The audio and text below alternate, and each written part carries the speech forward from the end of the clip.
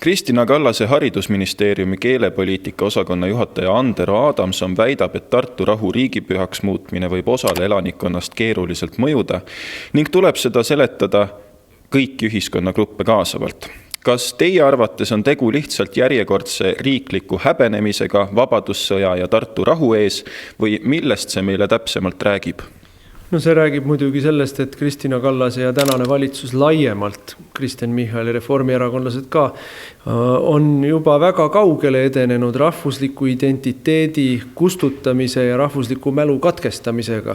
Et see iseenesest mõistetavus, mis meil oli veel võib-olla 10 aastat tagasi, aga kindlasti 30 aastat tagasi, et me ajame Eesti asja, meil on oma ajalugu, meil on oma kangelased, meil on oma ajaloo verstapostid, mida me peame tähistama, sest need moodustavad meie ühise mälu ja sellele ühisele mälule ja identiteedile tuginedes saame megi ehitada oma ühist riiki ja oma rahvuslikku sellist nii-öelda tulevikku teha.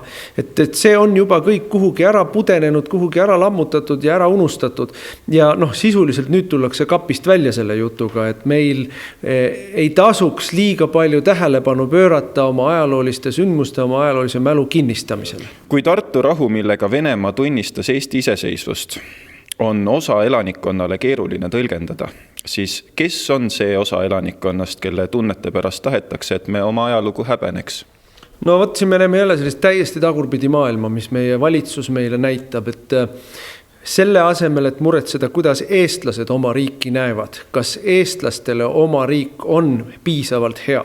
Selle asemel muretsetakse, kuidas võõrad või meie suhtes vaenulikult tunduvad inimesed siis Eesti riiki näevad ja tunnetavad. Et absoluutselt ei lähe korda, kuidas teistele rahvustele Eesti asjad meeldivad või ei meeldi. Eesti asjad peavad meeldima eestlastele. Ja kui me oleksime hakanud muretsema, sellepärast, et kas ikka interrindlastele Eesti taasiseseisvumine sobib ja meeldib ja kas nad ennast tunnevad hästi selles olukorras, siis me ei oleks Eesti riiki tagasi saanud 91. aastal. Et me ju teadlikult ja täiesti kindlameelselt ütlesime, et need on need inimesed, kes meie riigi ju ära hävitasid, need on need inimesed, kes meie rahvusliku iseolemise jalge alla trampisid, nende arvamuse pärast me nüüd küll ei muretse, kui me hakkame oma rahvuslikku iseolemist uuesti taastama. Kuidagi me oleme jõudnud 30 aastaga sinna välja, et nende arvamus Eesti identiteedi osas on võrdne vähemalt, kui mitte tähtsam eestlaste arvamusega võrreldes. Et ei. Eestis on ainult üks põlisrahvas, see on eestlased ja eestlased kui põlisrahvas on need, kes ütlevad, kuidas siin on, mis on tähtis, millest me hoolime, mida me tähistame. Venelast me nägime. Venelased tähistasid 9. mail oma suurt isamasõda, oma suurt ajaloolise mälu üritust. Meil on täiesti erinev arusaamine sellest ajaloolisest sündmusest, kas see oli hea või halb või kes siin olid kangelased ja kes siin ei olnud. Aga nemad seda tähistavad häbenematult ja uhkusest rinda kummi ajades. Ja meie siis peame muretsema, kas need samad inimesed meie ajaloolistest üritustest saavad aru. Ei pea muretsema, me peame oma ajaloolisi üritusi täpselt sama enesekindlalt, täpselt sama suure uhkusega, täpselt samasuguse riikliku pompöössusega tähistama, kui venelased näiteks 9. maid. Kristina Kallase ministeerium kardab tähistada Eesti suurimat võitu, sest see võib olla mõnele osale elanikkonnast valesti mõjuda. Kas teie meelest on tegu lihtsalt rumaluse või teadliku Eesti omariikluse ja põhiseadusliku Eesti rahvusriigi õnnestamisega, mis sobib ju tegelikult ühtemoodi nii Putinile kui ka Sorosele? No mul oli mingit kahtlust, Kristina Kallas on estofoob, eestluse ja Eesti riigi ideoloogiline vaenlane. Tema ema keeldub siiamaani eesti keeles rääkimast, sest et ta ei pea meid, see on koera keel, eks ole, et see ei ole see keel, millega mõistlikud ja normaalsed inimesed asju ajavad. Kristina Kallas ei ole kunagi varjanud, et Eesti rahvuslik iseolemine, eestlaste identiteet, Eesti rahvusriik on talle üdini vastumeelne.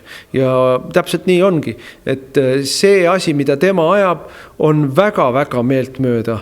Kremlile on väga-väga meelt mööda. Globalistidele, soroslastele, von der Leyenitele, see on üdini Eesti vaenulik mõtteviis, mida ta esindab ja muidugi, kui talt selle kohta küsitakse, siis ta hakkab meile täiesti ilma igasuguse sisemise tõkketa hakkab meile valetama.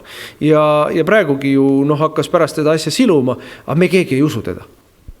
Ja küsiks ka viimase küsimuse, et kui me peame Tartu rahu tähistama tasakaalukalt ja kõik ühiskonnagruppe arvestavalt, siis sama loogika järgi peaksime ka Eesti Vabariigi aastapäeva ja võidupüha tähistama vaiksemalt, et siis jumala eest mitte kedagi solvata.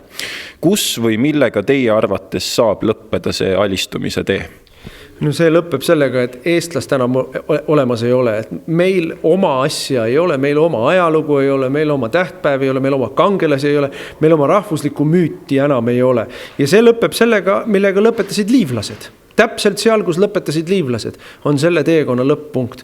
Ja seda nagu varianti, et meil on kuskil mingi kompromiss, et et võidupüha tähistame, aga Tartu rahu ärme tähista või vabadussõda tähistame, aga 44. aastast Sinimägedest ärme räägi. Et ei, siin ei ole niisugust kompromissi, mis sobiks sellele kultuurimarksistide poolele. Nad võtavad meie ühe loobumise, panevad selle taskusse ja hakkavad järgmist nõudma.